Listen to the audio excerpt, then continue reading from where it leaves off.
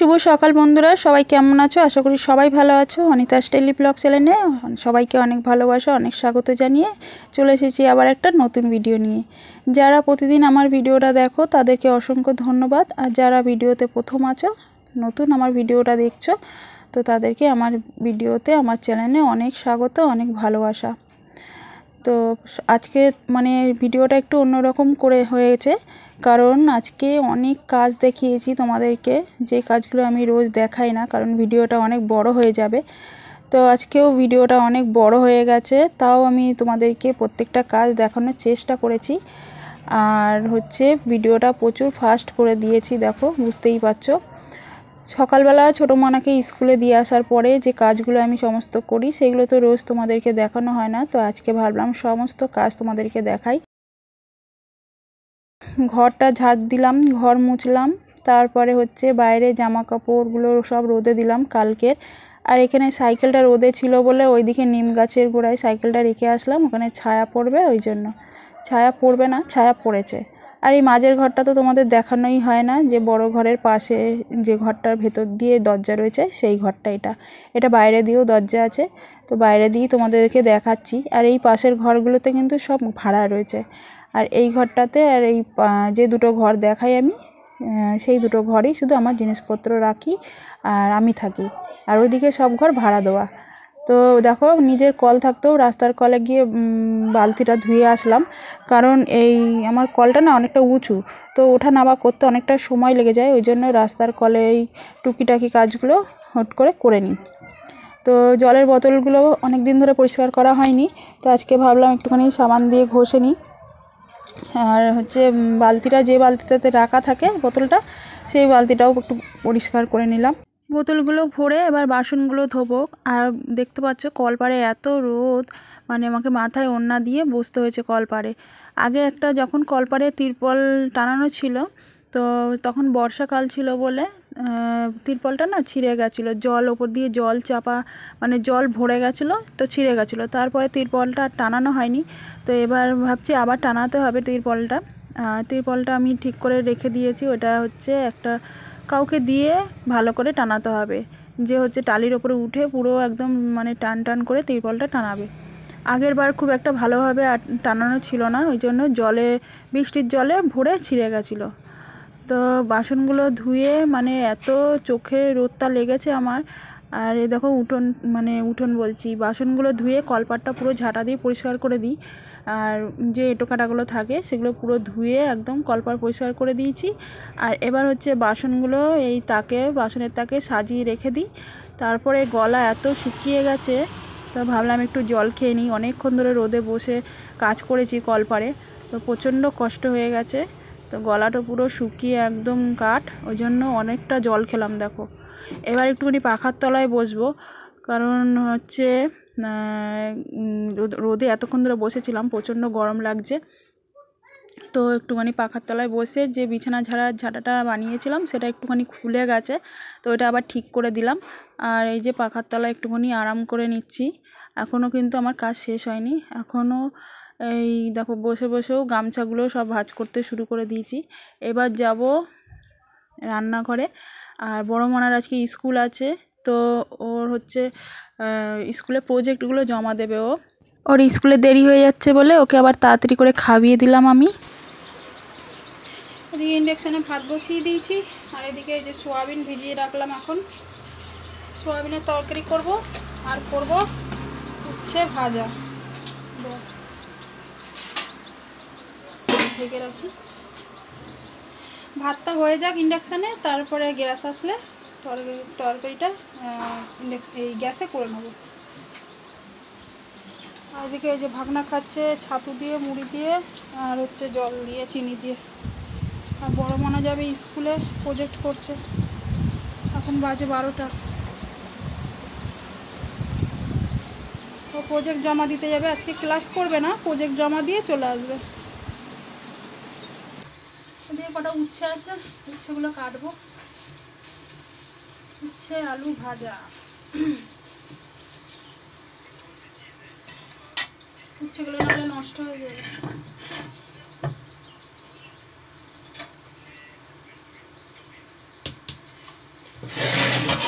ভাজা আর সয়াবিনের তরকারি, ব্যাস। ঠিক আছে,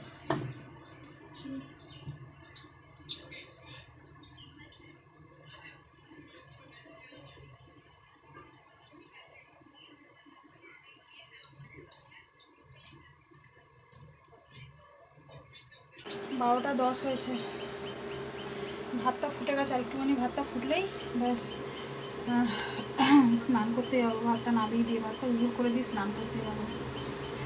আর এদিকে আলু কেটে নিলাম, সোয়াবিন করবো, সোয়াবিনের তরকারি আলু কেটে নিলাম। এই যে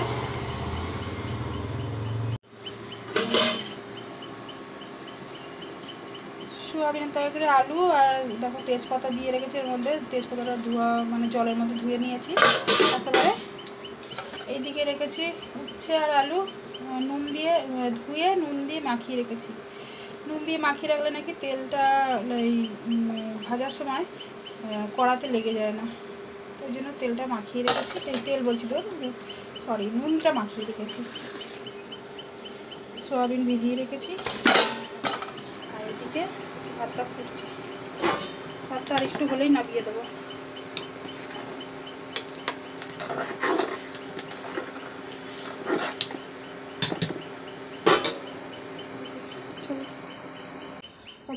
বড় মনে স্কুল চলে গেল, আর বিছানাতে বই খাতা সব পাতা। বই খাতাগুলো তুলে বিছানা ঝেড়ে, ওইদিকে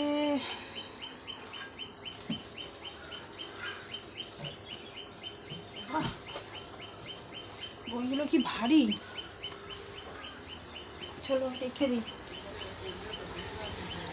এখানে রাখি, তো আসলে গুছিয়ে রাখবে।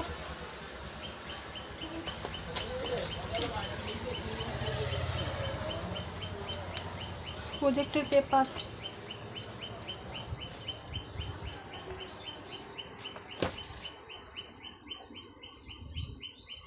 পেন পেন্সিল সব ছড়িয়ে রেখে চলে গেছে।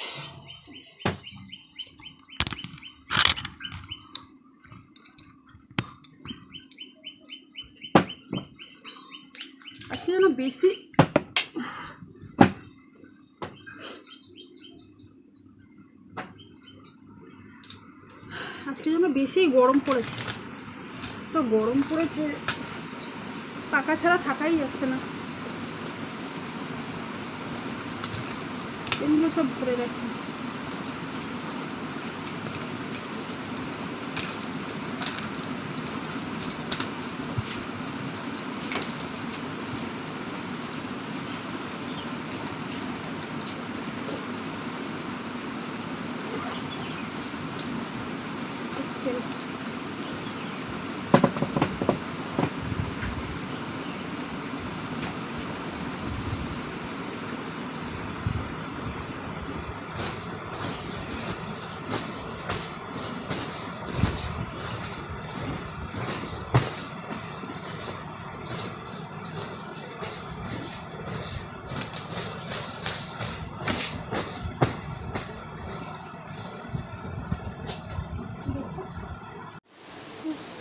স্নান করে নিই, তারপরে আসছি। ঠিক আছে,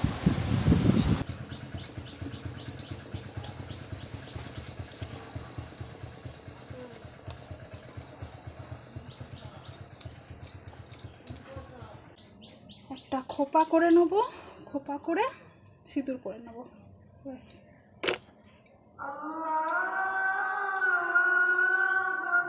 12:30 বাজে, নামাজ পড়ছে।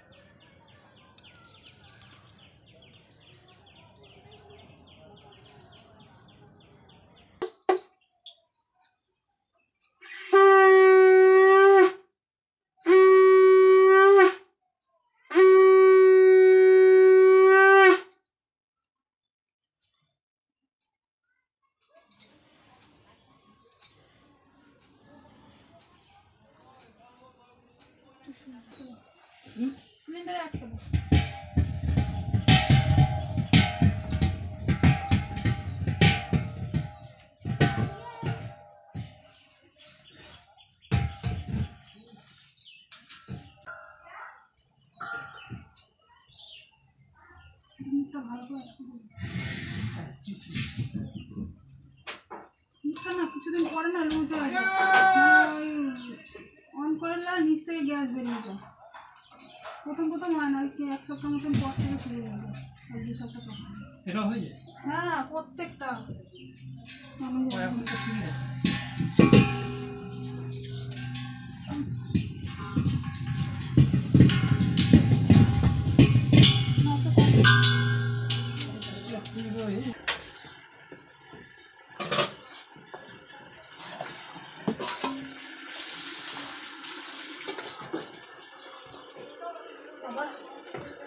তো গ্যাস চলে এসছে। এবার রান্নাটা বাকি করে ঝটপট করে নিই। সিঁড়িকে আনতে যাবো, দেখো সোয়াবিনের সাইজগুলো বড় বড় সাইজের সোয়াবিন দিয়েছে। রান্না কমপ্লিট, উচ্ছেটা ভাজছি, উচ্ছে ভাজলেই হয়ে যাবে। এদিকে ভাত হয়ে গেছে আর সোয়াবিনের তরকারি, আর কি বলবো, সোয়াবিনের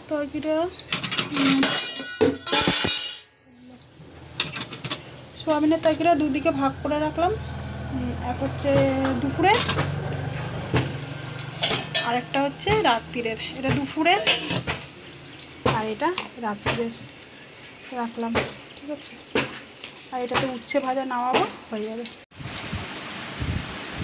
তো আমি পুরো রেডি হয়ে গেছি, এই যে কুর্তিটা পরে এখন যাব সিঁড়িকে আনতে। আর ওই যে বড় মনে চলে এসছে, এসে পর শুয়ে পড়েছে, রোদে সাইকেল চালিয়ে এসছে, ঠিক আছে। চলো উচ্ছে ভাজাটা নামিয়ে যাই, গিয়ে নিয়ে আসি মেয়েটাকে। উচ্ছে ভাজাটা নামিয়ে দিলাম।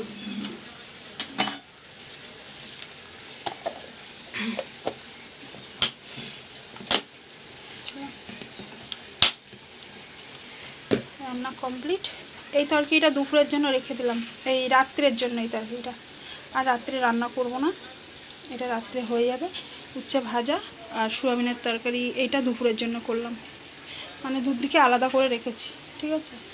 চলো রান্না হয়ে গেছে, অল্প কটা বাসন আছে, বাসনগুলো এখন ধোবো, দুপুরে খেয়ে দে তারপরে ধোবো।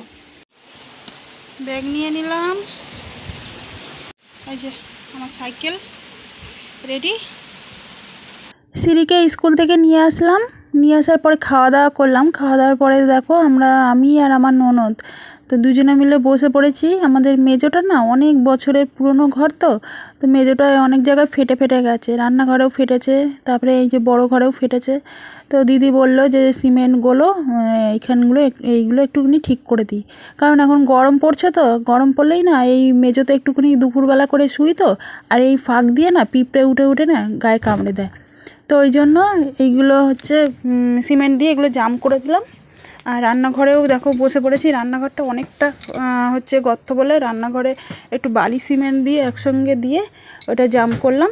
আর আমার জায়ের ঘরে কাজ হচ্ছে, ওখান থেকে মিস্ত্রির কাছে একটা কুর্নি চেয়ে নিয়ে এসেছি, তো ওই কুর্নিটা দিয়ে দিদি সিমেন্টগুলো সমান করছে, আর আমি এই দেখো বালি সিমেন্টটা হাতে করে তাই করছি। তো আর কিছু করার নেই, এই যে এটা পুরো একদম ভর্তি করে দিলাম, আর দিদি পরে সিমেন্ট দিয়ে পুরো সমান করে দেবে। চলো তাহলে ভিডিওটা এখানেই শেষ করে দিচ্ছি, দেখা হবে আবার নতুন ভিডিওতে। ততক্ষণ সবাই ভালো থেকো, সুস্থ থেকো। ভিডিওটা ভালো লাগলে চ্যানেলটা সাবস্ক্রাইব করে দিও, আর একটা করে লাইক দিয়ে দিও।